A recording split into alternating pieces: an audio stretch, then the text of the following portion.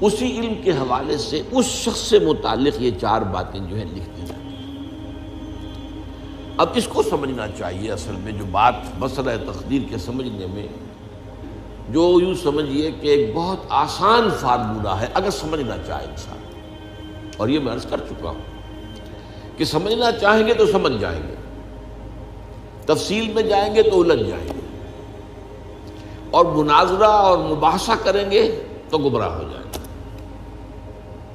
چنانچہ اسی پر میں حدیث آپ کو سنا چکا ہوں کہ ایک مرتبہ حضرت ابو ہریرہ فرماتے ہیں کہ حضور صلی اللہ علیہ وسلم برآمد ہوئے اپنے حجرے سے، اور ہم مسجد کے گوشے میں بیٹھے ہوئے تقدیر کے بارے میں بحث کر رہے تھے، تو آپ شدید ناراض ہوئے، اور اس قدر آپ کا چہرہ مبارک غصے کی وجہ سے سرخ ہو گیا کہ ایسے محسوس ہوا جیسا آپ کے گالوں میں انار کا رس جو ہے وہ ڈال دیا گیا ہے، وہ اس کے اوپر بہا دیا گیا، وہ سرخ قندھاری انار، اس کا تصور کیجئے، وہ عام انار نہیں جس کے اندر وہ رنگ نہیں ہوتا۔ پھر آپ نے فرمایا غصے سے، کیا تمہیں اس بات کا حکم دیا گیا؟ کیا مجھے تمہاری طرف اسی کام کے لیے بھیجا گیا کہ اس مسئلے میں تم بحث کرو؟ عزمت علیکم، میں تاکید کر رہا ہوں اس مسئلے میں بحث سے گریز کرو، بحث مت کرو۔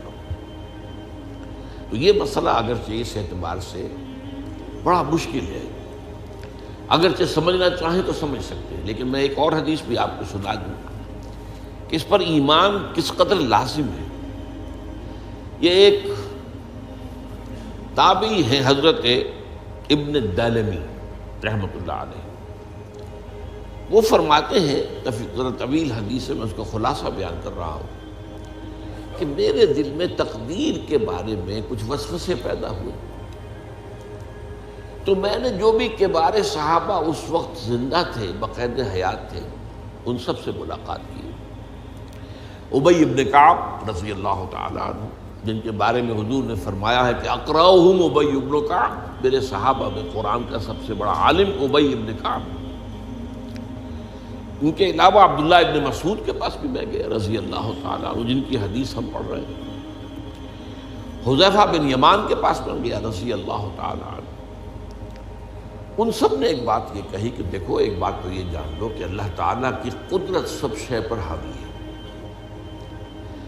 اللہ تعالیٰ اگر لو ان اللہ عذب اہل سماواتہ و اہل ارضہ عذبہم وہو غیر ظالم لہم، اللہ اگر تمام آسمان والوں کو اور تمام زمین والوں کو عذاب دے تو اسے عذاب دینے کا حق حاصل ہے، وہ عذاب دے سکتا ہے بغیر اس کے کہ ہم کہیں کہ وہ ظالم ہے۔ تمام زمین والے اور تمام آسمان والوں میں تو نیکوکار بھی آ گئے۔ یہ اصل میں ایک بڑا اہم مسئلہ ہے کہ جو ہمارے اور معتزلہ کے درمیان مختلف فی ہے۔ معتزلہ ہی کے انداز میں اہل تشیع کا عقیدہ بھی ہے کہ اللہ پر عدل واجب ہے،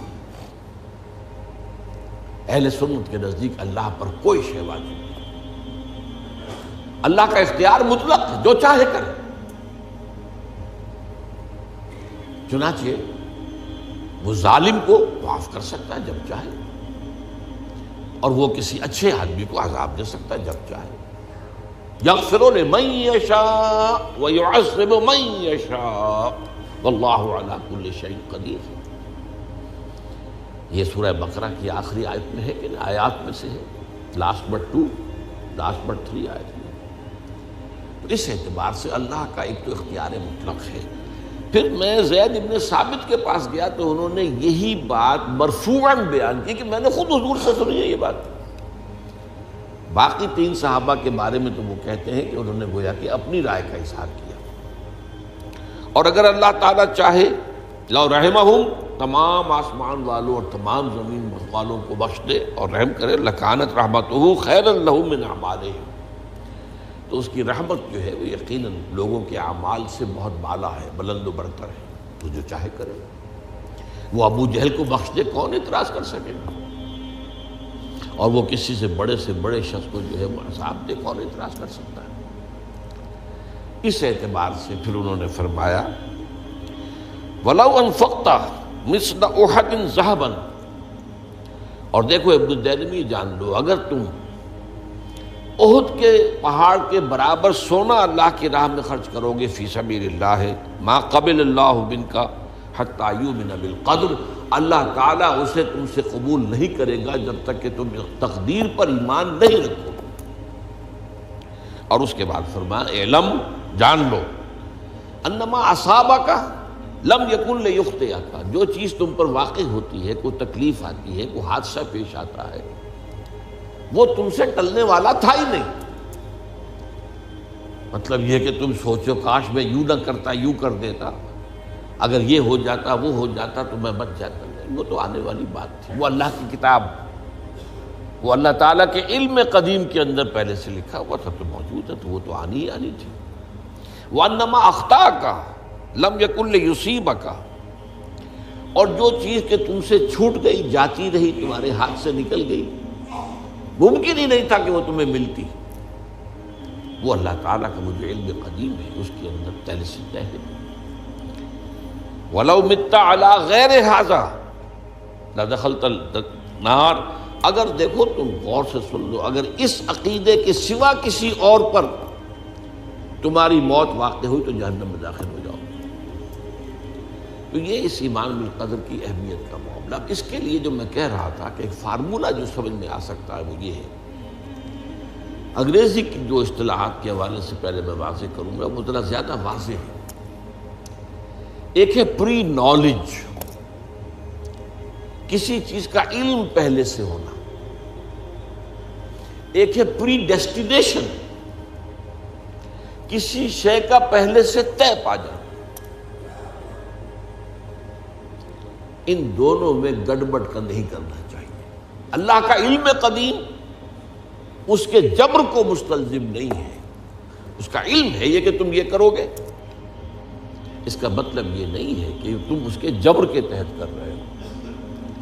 اس کی ایک سادہ سی مثال میں دیا کرتا ہوں، پھر میں عرض کروں گا، سمجھنا چاہیں تو یہ فارمولہ بہت کافی ہو جائے۔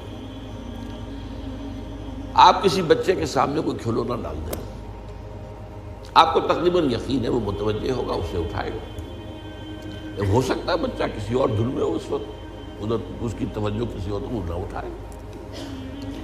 اگر وہ اٹھا لیتا ہے تو آپ کے مجبور کرنے سے تو اس نے نہیں اٹھایا، اس نے تو اٹھایا ہے اپنے انسٹنکٹ کے تحت کہہ لیں، اپنے ارادے کے تحت کہہ لیں، آپ مجبور تو آپ نے کی۔ لیکن اللہ تعالیٰ کا جو اندازہ ہوتا ہے، وہ اندازہ قدر کے معنی اندازہ بھی ہے، میں بیان کر چکا ہوں آپ کو۔ اس کا جو علم قدیم ہے وہ غلط ثابت نہیں ہو سکتا، ظاہر بات ہے کہ پھر تو اعلیٰ کل شیء علیم وہ ہے ہی، اس کا علم قدیم جو ہے اس میں کوئی خطا نہیں ہو سکتی۔ یہ ہے در حقیقت پری نالج اور پری ڈیسٹینیشن، دونوں کے اندر فرق کر لیا جائے، یہ جبر نہیں ہے۔ ہاں اللہ تعالیٰ کا علم ہے، اس علم کے مطابق